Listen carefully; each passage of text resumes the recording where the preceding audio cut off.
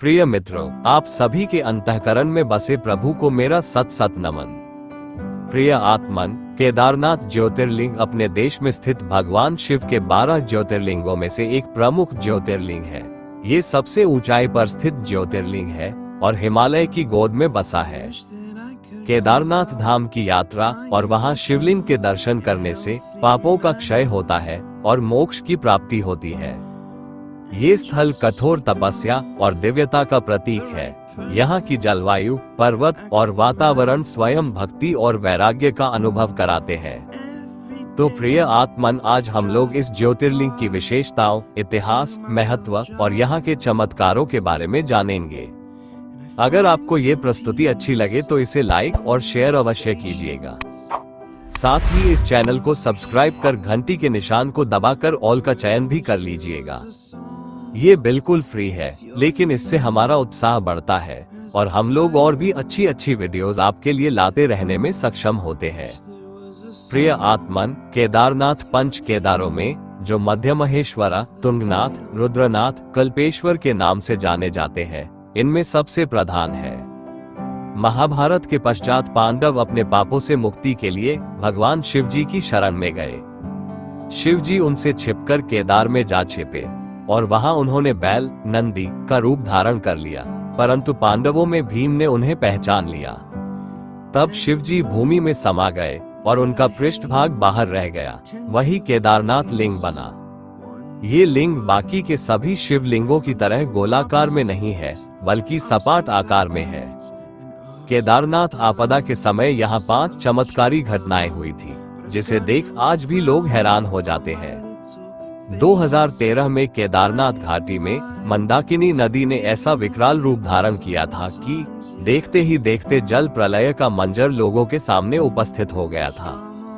ऐसा लग रहा था कि क्रोध से उफान मारती मंदाकिनी नदी सब कुछ अपने साथ बहाकर ले जाएगी। लेकिन कहते हैं कि ब्रह्मांड में भगवान शिव से बड़ा कोई और नहीं है, और यह बात प्रलय की घड़ी में भगवान शिव ने सच कर दिया।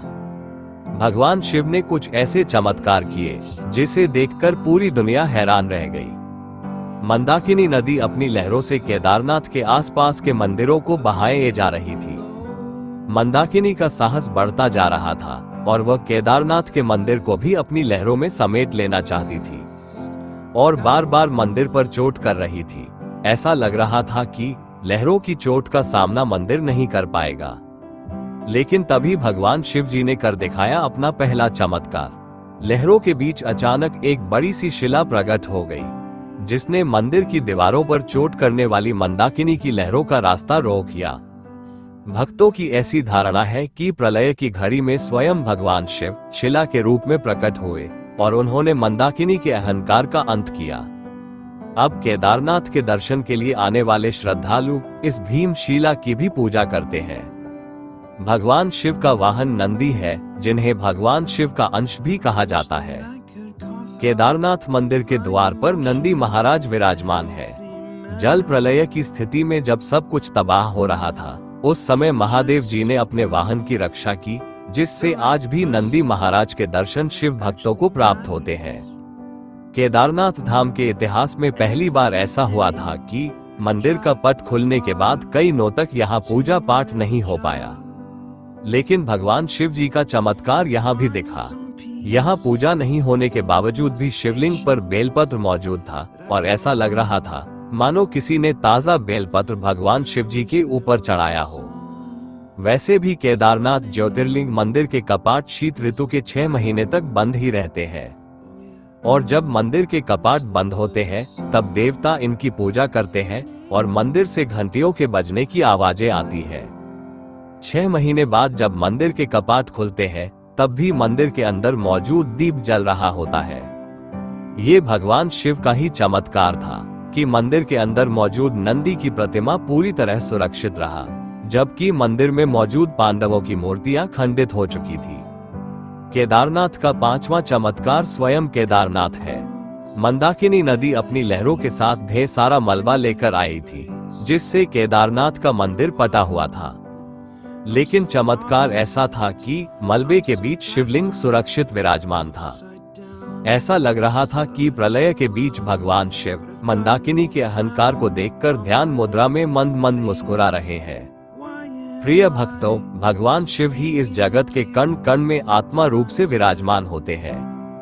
भगवान शिव भगवान नारायण के आत्मा रूप है और भगवान नारायण इन्हीं के रूप में सर्वत्र विराजमान रहते हैं।